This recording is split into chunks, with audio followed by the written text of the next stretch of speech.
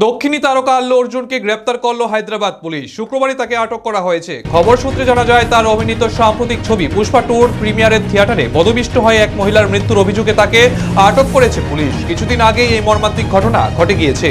জানা যায়, সন্ধ্যার থিয়েটারে পুষ্পা টু ছবির প্রিমিয়ারে পদপিষ্ট হয়ে এক ৩৯ বছর বয়সী মহিলার মৃত্যু হয়েছে। এমনকি এই ঘটনায় তার ৮ বছরের সন্তানও গুরুতর আহত হয়ে হাসপাতালে ভর্তি হয়েছিল। হায়দ্রাবাদ পুলিশ এই ঘটনায় আজ আল্লু অর্জুনকে গ্রেপ্তার করে চিকরপল্লী থানায় নিয়ে গিয়েছে জিজ্ঞাসাবাদ করার জন্য, এমনটাই জানা গিয়েছে। ৪ ডিসেম্বর মধ্যরাতে এই মর্মান্তিক ঘটনা ঘটে এবং তার জেরে শুক্রবার আল্লু অর্জুনকে গ্রেপ্তার করে হায়দ্রাবাদ পুলিশ।